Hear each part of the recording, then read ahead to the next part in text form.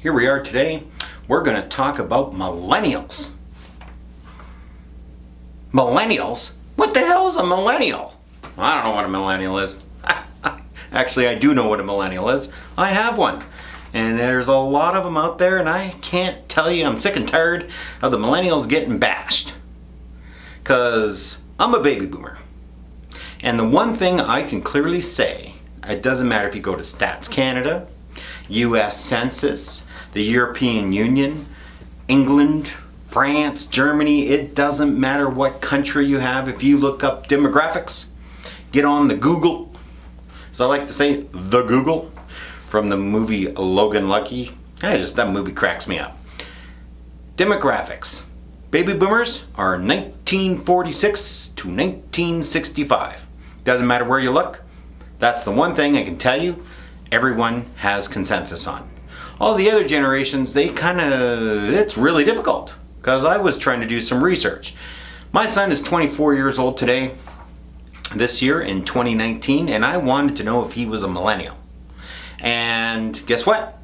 Depending on where you read, he either is a millennial, or he's the last year of the beginning of the millennials, or he's not. Which is kind of crazy, because he's a millennial. So this is the deal. Demographics shape our economy and what happens in the world.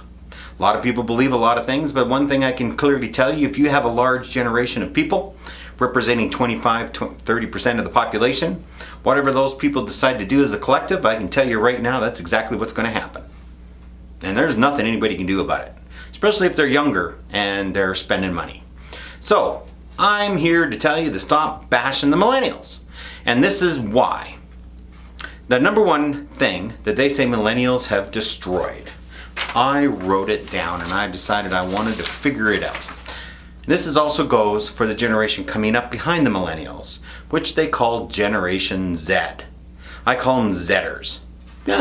Catchy. Hey, Zers, what you up to? So, millennials, they say, are killing, number one, home buying. I'm a realtor. This affects me. If millennials don't want to buy a house, I'm going to be running out and buying revenue property like crazy, because I'm going to get a lot of great tenants that are never going to move. Guess what? Millennials want to buy houses. In fact, they want to buy houses more than any other generation out there. Do they want to buy them as fast as us baby boomers wanted to do? Let me tell you, I'm a baby boomer. One day plus 18, and man, we were out of the house as fast as we could. It didn't matter how great our parents were, it didn't matter. We were out of the house, and we were looking to buy a house. But we also knew we had to start small and work our way up. Millennials want to buy houses. In fact, most of the business that I do today are millennials. By far, the first-time buyers, they're all millennials. Or the odd Zers in there because they're graduating university right now. The second thing they say millennials are getting rid of is car ownership. Well, let me tell you, all you car companies out there, especially the CEO of Ford, if you'd like to learn how to make $4 to $5 billion a year in profits, not just sales, give me a call and I'll tell you how to do it. Because this is the thing about millennials. They want to own a car. They want to drive a car. They like owning cars, driving cars, just like we do. But you know what they hate? They hate spending money on gas. You know what they hate? They hate terrible warranties. They hate it. That's why they don't run out and buy a car right away. They just don't. They want to know that it runs well, that the maintenance is low, doesn't use a lot of fuel. They look at 5 liters per 100. That's what cars should get, and really good cars should do better than that. They still want trucks and all that kind of stuff, but their first cars, they want them efficient. And they'll buy a car. This SUV thing, total crap, created by somebody, cost of manufacturing or something. They want them and they'll buy them. Why is Tesla selling only cars? Their SUV is so expensive nobody can afford it. But boy, people sure do want their cars. The next thing they say they're getting rid of is diamonds. Well, I don't know a millennial that's getting married or has been married that has one of the biggest diamond rings on the finger I've ever seen. But they're crafty about it. They're just not going to go and buy any old diamond. They want quality. They want it mined correctly. They got a lot of stuff they want. They'll buy that diamond and they'll even pay for it. But boy, you better have a reason. They're just not going to go all willy-nilly and spend their money. They got all that debt from going to school. The next thing they say they're getting rid of is processed food. And I look at this as a wonderful thing. Thank you, millennials. My whole life, have always hated processed food.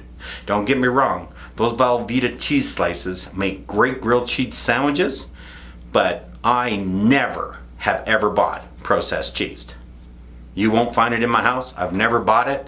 If I can't have the real stuff and I can't afford the real stuff, I'm not buying it. Millennials, they want the real stuff. Another thing along with that processed food thing, they hate plastics. They like glass, they like aluminum, tin cans, all that kind of thing. They don't like plastic bags. They don't like things going in the ocean killing all the fish. Because it's a problem. I mean, it's a problem. Thank you, millennials. I'm glad you guys are stepping up on that. And you keep going. Write your letters. That's a problem with the millennials. They don't know how to write letters. Everything's digital. Everything's on their phone.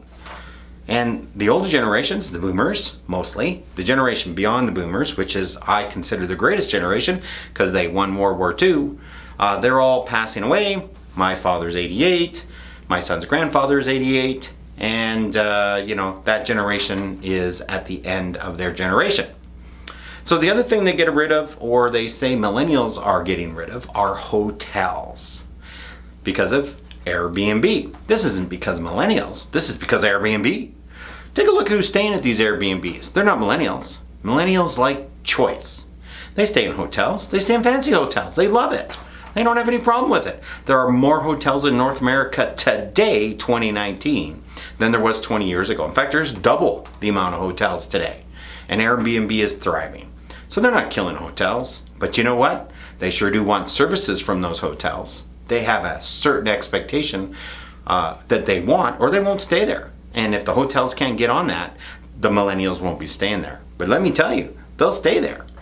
And they like traveling just as much as everybody else. They just like to do it a little different. When I wanted to travel in the 80s and stuff like that, people thought I was nuts. The older generation just said, oh man, you've got to be one of those Gen Xers. I wasn't a Gen X. I'm a boomer. I was born in 1964. Now, back to the generations. So this always happens. The older generation always blames the younger generation for change. And guess what? Change is always happening and there's nothing you can do about it. But again, stop bashing these millennials because they're going to come out into the home buying business. And they're already starting. But here's the thing. And I blame schools for this and parents for this. They haven't taught their kids how to buy a house. They haven't even taught them how to save for a house. How do you save up for a house? The big thing they think, I can get an app on my phone. I'll grab my phone and I'll just push a button and I'll get pre-approved. And a bank will lend me money. Well, that's not how it works. They make it seem like it works like that. There's a bank out there with ads all over the TV. Give us a call, we'll give you a 60-second approval. Well, that 60-second approval means absolutely nothing. One, if they got to pull your credit. Two, they need an employment letter. Three, pay stubs. Four, proof of down payment. Five, NOA for tax returns. You make sure you don't owe any taxes. No bank's going to give you a mortgage if you owe taxes. It's as simple as that. Always been that way. That's not a change. So it's about information. We're in the information age, and I like to call it the misinformation age. Nobody wants to say, this is how it is. Everybody wants to change it. This is how it is. You want a mortgage? This is what you do. So millennials, you want to get out there in the house buying market? Let me tell you something. If you live in Vancouver or Toronto, it's going to be difficult. Let me tell you, when you got an average price, I just saw today the average price of a house in Toronto is $974,000. Wow. Average price in Calgary right now is $471,000.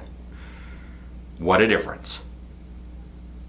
We have a median income in Calgary of $94,000 a year. Hey millennial, guess what? You can buy a house.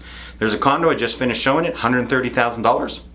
2-bedroom, 1-bathroom, hardwood floors, beautiful condo, $130,000. Anybody can buy that. Minimum wage and up. As long as you got a saved down payment. So millennials, stop bashing the millennials and blaming them for everything. Because they want everything that we want. They absolutely do. They just want a little bit different. Another thing about demographics that I wanted to bring up that drives me nuts, and I really wish they could get this together. So you got your baby boomers, 1946 to 1965. Then there's Generation X. And this is weird because these Xers, they get, I don't know, they call them different things. There's 10-year spans, 11-year spans, 15-year spans.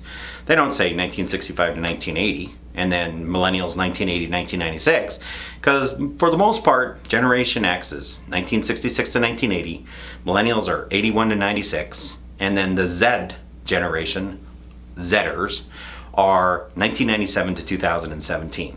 And that generation isn't any longer than that, even though if you look at things right now, they say it is. A generation never lasts more than 20 years, regardless of birth numbers. They'll divide it off because after you get that 20-year thing, it causes problems and can't be tracked and stuff. Also, generations change over time. If this was being done in 1960 and I was talking to you in 1960 right now, we'd be talking about totally different things. But more importantly, technology. Technology is changing things and it's not slowing down. So get used to it. If you don't like it, well, I guess you can retire to a beach somewhere. If you can, I personally have to sell houses for a living. So if you want to buy a house, give me a call and I'll help you buy a house. But more importantly, let's stop bashing these millennials. I think the millennials are great. So if you're a millennial and you're watching this, I think you're great. Now I'm going to tell you how it is, because that's just who I am. Anybody that knows me, don't ask me the question if you don't want the answer. Said this to someone the other day. What do you think my house is worth? And I know they're not selling. I sold them that house. They love that house. They're going to be there till they die. It's a beautiful bungalow in an old neighborhood, and they just spent $200,000 renovating the damn thing. Let me tell you, it's beautiful. And they were like, hey, Randy, what's my house worth? And I said, you know what? Doesn't matter. You're not selling. Unless I offer you $1 million or something, it's probably worth $550,000. But if I told them $550,000, you know what they did? Their eyes bugged out of their head. And I thought it was a $700,000 house. Not in today's market, just not there. So I just want to say thank you, millennials, for coming along and changing things. And you keep up doing what you're doing. You make that change happen. Because you're the guys that are going to make the change happen. And the Zers that are coming up behind you, I just want to give a little shout out to the Zers.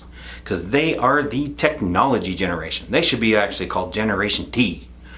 Like Mr. T, I'm going to come and get you. Pity, you fool. And the reason is, they've always had technology.